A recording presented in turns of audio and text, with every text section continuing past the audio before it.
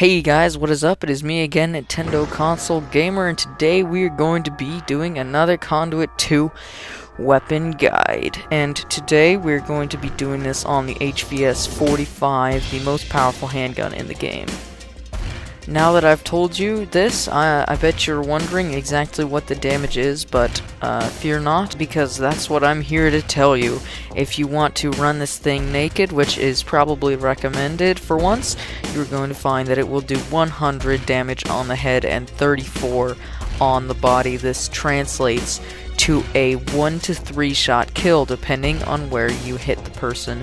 But if you get one headshot in there, it will always kill them unless they are wearing some sort of armor or helmet.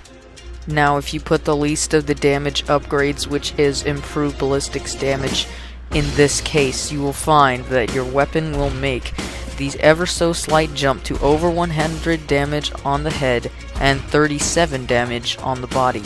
This means that it is still a 1 to 3 shot kill, and this is definitely not recommended unless you're using this upgrade for your other weapons. Now, if you think you can give your weapon an extra punch by putting the greater of the damage upgrades, which is damage focus, or in this case, ballistics focus, then you've got another thing coming, because it won't help you. Your damage will only make the slight increase to 100 damage on the head to 40 damage on the body, which is still a 3-shot kill on the body and a 1-shot kill to the head. So this upgrade is also recommended against unless you're using it for your primary. Now, if you're thinking that surely you should be able to increase the damage significantly by equipping both damage upgrades and going double ballistics, that you could get ahead of your game there and increase the weapon's damage, but you'd be wrong yet again, because it's only going to do over 100 damage to the head and 43 damage to the body, meaning that it is still a 3-shot kill to the body, and your damage has essentially not increased at all. While some may consider this a weakness, I personally consider this one of the gun's greatest advantages. You can use this gun with any loadout, whether ballistics, explosives, or energy, and still get the exact same performance out of the gun, because the upgrades equipped, ballistics focus, energy focus, anything, is not going to affect the performance. It gives the gun a certain reliability that is a big help, and therefore is a good secondary to equip on a class that you're not entirely sure what to put as your secondary. Now it's time to discuss the main weakness of its weapon, which is its miserable rate of fire. This gun is the slowest semi-auto weapon, coming in at a terrible 100 rounds per minute. Thus, it is very discouraged for hip firing, although you'll see me do it a lot. Your one-shot kill potential makes up for this a little bit, but if you miss that headshot, you're going to be in a bit of trouble. This weapon is definitely best used with short-range weapons to use as a long-range backup in order to avoid close-range contact with this weapon. Now, being a secondary, the HVS.45's movement speed, which I tested myself, is the exact same as all the other secondaries we've tested so far, the MP5K and the USP45.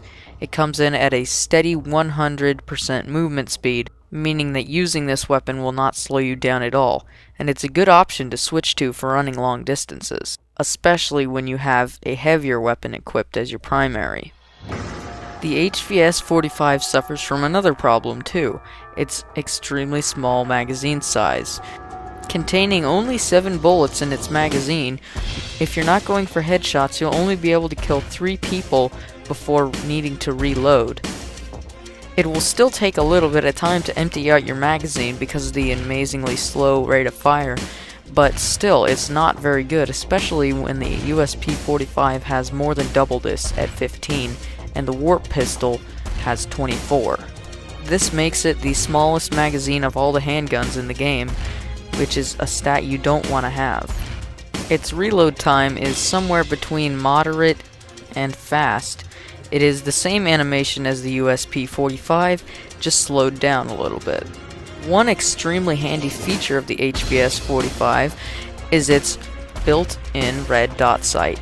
This will make it much easier for aiming for those headshots to get those one-shot kills. And if this gun kept a USP-45's iron sights, it would be extremely difficult to do so.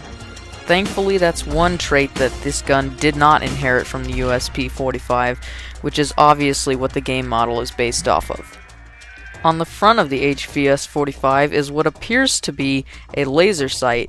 However, you can't see the laser and it does not help you at all, so it is an interesting inclusion.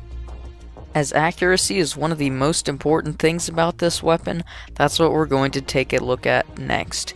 As usual, we're going to hop over to Streets Prime and take a look at its accuracy from a couple of different ranges. So let's go ahead and do that.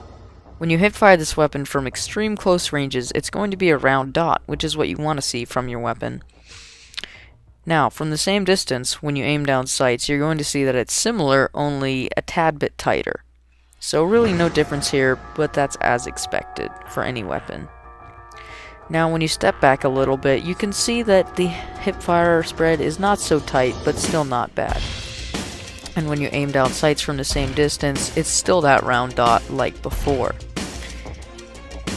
Now hipfiring out the window, you will hopefully see that the spread is a little bit looser, although I'm sorry I couldn't get you a definitive image of that. But when you aim down sights from the same distance, you're about to find out that the pattern is still the exact same round dot, so it is very accurate, which helps for those long-range headshots. Now for my overall opinion / what I want to use with this gun. I think this gun can be good if you're extremely accurate with headshots, but if you're not, it's going to take you a long time to get onto that person's head, even if they're moving still, and it'll leave you quite vulnerable, which you'll see in some of these clips. However, when used correctly, it is a very good handgun sniper rifle mashup, and it's extremely good at bringing people down at long ranges if you're good at aiming for the head. Now, if we were to pretend that this weapon was a primary weapon and we were going to set up a recommended loadout to run with this gun, this is what it would be. So this is our recommended loadout. First of all, obviously we would equip the HVS-45 because it's hard to do an HVS-45 loadout without an HVS-45. Secondly, for our first upgrade, our primary upgrade, I'm going to recommend ammo salvage. Since this gun contains very little ammo, I'm going to recommend stabilizer and quickness as per usual because I really think they're great, and better hipfire performance it makes this gun a lot better. And with the quickness upgrade, you're going to get a quicker reload, make it more like the USP-45's normal reload time. And now for the last upgrade, I would suggest using light armor or extended melee, whichever you prefer. Notice I did not recommend any damage upgrades at all. That is because this weapon does not benefit from them. So if we're using it as a primary, that's what I would say to use.